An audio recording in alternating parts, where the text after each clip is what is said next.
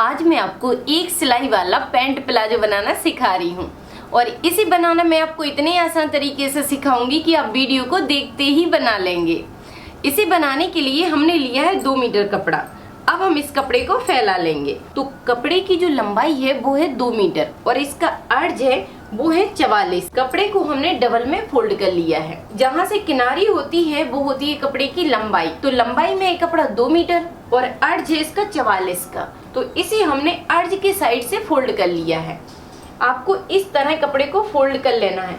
अगर लंबाई ज्यादा है तो लंबाई की साइड से आप फोल्ड कर सकते हैं और अगर कपड़े का अर्ज ज्यादा होता है तो आप अर्ज के साइड से भी फोल्ड कर सकते हैं। इसमें आपको अपने पसंद की लंबाई आसानी से मिल जाएगी। तो लंबाई में आप देख सकते हैं कि इसका फिक्स 44 इंच है और 2 मीटर के कपड़े में अगर आपके कपड़े का अर्ज ज्यादा है तो आप मीडियम से लेकर डबल लार्ज साइज तक भी बनाकर प्लाजो को तैयार कर सकते हैं। ठीक है, अब आपको कपड़े को कैसे फोल्ड करना है यहाँ पर ध्यान दीजिए। प्लाजो बनाने के लिए आपको सिर्फ 3 नाप लेना है।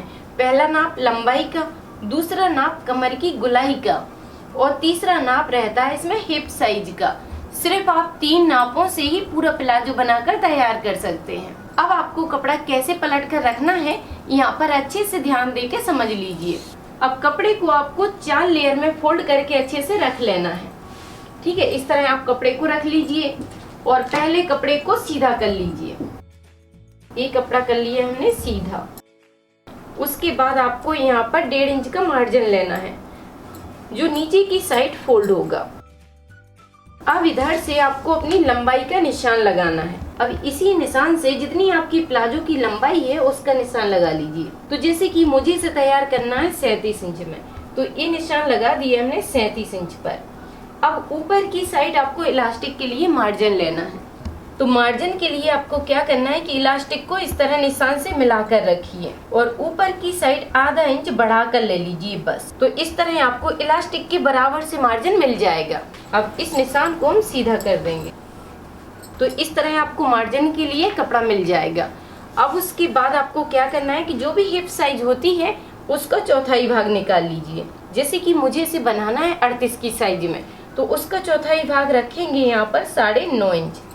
9.5 इंच के बाद अब हमें यहाँ पर 2.5 इंच एक्स्ट्रा बढ़ा लेना है, जिससे इसी में लूजिंग हो जाएगी और एक्स्ट्रा मार्जिन हो जाएगा। तो यहाँ पर हमने पहले हिप साइज का चौथाई भाग लिया, उसके बाद यहाँ पर 2.5 इंच एक्स्ट्रा बढ़ा दिया। तो 2 इंच हो जाएगा इसका लूजिंग में और आधा इंच चला जाएगा ये मार्जिन में। ठीक है, सिलाई का मार्जिन हो जाएगा। अब इस निशान को सीधा ऊपर तक मिला देंगे इस तरह। अब आपको यहाँ पर निकालना है हिप साइज का चौथाई भाग जो आसन के लिए यूज होता है। ठीक है, तो ये हो गया हिप साइज का चौथाई भाग और 3 इंच इसको एक्स्ट्रा बढ़ा देंगे।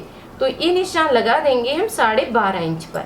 तो ये निशान लगा देंगे हम 12.5 इंच पर। तो यहाँ पर हमने आधा इंच को एक्स्ट्रा बढ़ाया है। तो इसके लिए मैं आपको एक आइडिया और बता देती हूँ कि जो भी यहाँ पर हिप साइज है और उसका लूजिंग मार्जिन है उसी को आपको उठाकर इधर रखना है और उसमें आधा इंच एक्स्ट्रा बढ़ा लेना है। इस तरह आप किसी भी साइज के लिए निकाल सकते हैं। ठीक है, यहाँ पर की जो लूजिंग मार्जिन है वही आसन में रहता है। अब इस निशान को ऊपर तक मिला देंगे इस तरह। तो इस निशान को सीधा करने के बाद अब हमें यहाँ पर 2 इंच बढ़ाना है गुलाई के लिए और आधा इंच लेना है इसमें मार्जिन के लिए। तो ये निशान लगा दिया हमने 2.5 इंच पर। अब आपकी यहाँ पर जो भी साइज आती है उसको चेक कर लीजिए और नीचे की साइड मोहरी में निशान लगा दीजिए। इसी को आपको उठाना है और नीचे की साइड ले जाना है। तो इस निशान को आप इंची टेप से भी लगा सकते हैं या आप सेफ हंटी से भी गुलाई दे सकते हैं। इस तरह सेफ हंटी से निशान लगाने में आसानी होगी। इस तरह आपको मिला देना है और फिर आपको यहाँ पर गुलाई बना देना है बस इस तरह। अब हमें इसी निशान पर इसकी कटिंग करना है।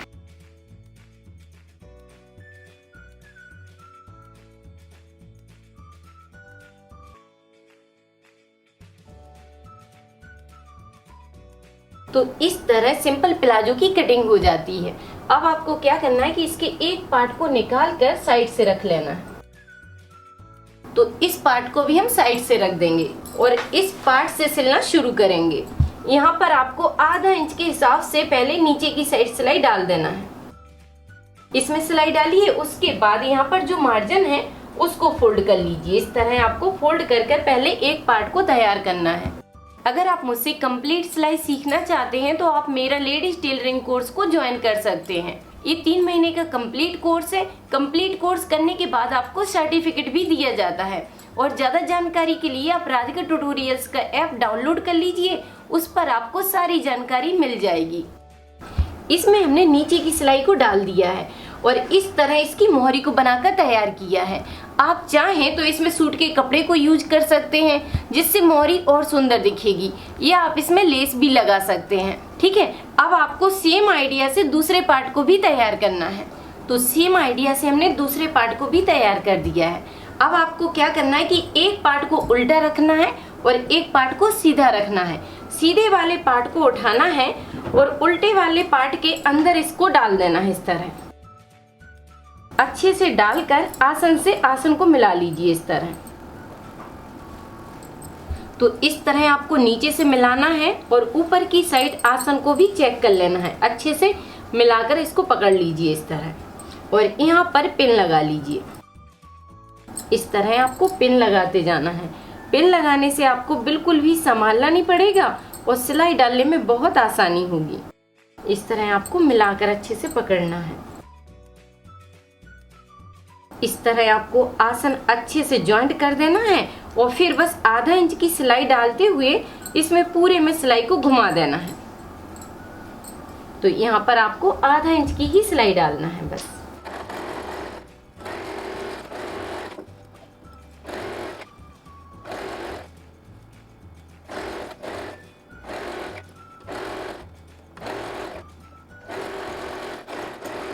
इस तरह आपको आसन में घुमाते हुए सिलाई डाल देना है। और अगर आप इसमें पैंट का लुक देना चाहते हैं तो आप तो जानते ही हैं कि पीछे की आसन को बड़ा रखा जाता है और आगे की आसन को छोटा रखा जाता है। तो इसमें आपको क्या करना है कि जैसे हमने गुलाई से सिलाई घुमाई है उसी को आपको बस इस तरह पकड़ लेना है। इस पार्ट को हमने नीचे की साइड छोड़ दिया और इसे पकड़ लिया और 1.5 इंच के हिसाब से इसको तिरछा कर दिया इस तरह, जिससे आगे का आसन छोटा हो जाएगा। और इसमें लगा देते हैं हम निशान कि ये हो गया पीछे का आसन। अब बस इसको पकड़ते हुए आपको सेट कर देना है। इस तरह सेट करने के बाद अब आपको इसमें डबल सिलाई कर देना है। और अगर आपकी मशीन में इंटरलॉक का फीचर है तो फिर इंटरलॉक कर दीजिए। तो इसमें हमने डबल सिलाई कर दी है और इंटरलॉक भी कर दी है। अब आपको इसके पार्ट को निकाल लेना है। तो आप देख सकते हैं कि कितनी आसानी से आगे का आसन छोटा हो गया है और पीछे का आसन बड़ा हो गया है। बस इस तरह आपको ध्यान रखना है कि ये है पीछे का आसन और ये है आगे का आसन। अब बस आपको यहाँ पर इलास्टिक डालकर इसे तैयार करना है। तो इस तरह आपको पहले आधा इंच कपड़े को फोल्ड करना है, उसके बाद आपको 1.5 इंच कपड़े को फोल्ड कर देना है। जितना हमने मार्जिन लिया है बस उतना ही यूज करेंगे। इस तरह फोल्ड करते जाएंगे और किनारे से सिलाई डालते जाएंगे और इलास्टिक के लिए थोड़ा गैप छोड़ देंगे। तो एक साइड से सिलाई शुरू करना है और यहाँ पर गैप छोड़ देना है।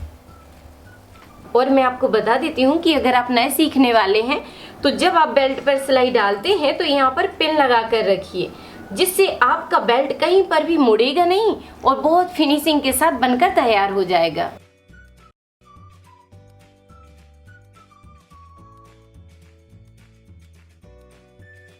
इस तरह आप सिलाई डालकर बड़ी फिनिशिंग के साथ बेल्ट को तैयार कर सकते हैं। अब निकालना है आपको इलास्टिक।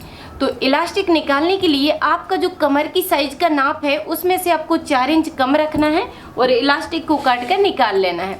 या फिर आप चाहें तो अपनी कमर में लगाकर भी चेक कर सकते हैं और जितना कंफर्टेबल हो उतना काट कर निकाल लीजिए। अब आपको क्या करना है कि एक सेफ्टी पिन लेना है और इलास्टिक को इसमें डाल देना है।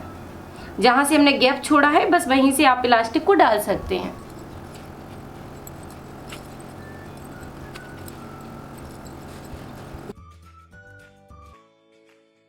इस तरह आपको इलास्टिक डालना है। उसके बाद यहाँ पर इस तरह रखेंगे, एक को दबाते हुए ऊपर से रखना है और इसके ऊपर अच्छे से 2-3 सिलाई डाल देना है। बस इसके बाद आपको इसे अंदर की साइड करना है और जितना गैप छोड़ा है उसको बंद करना है।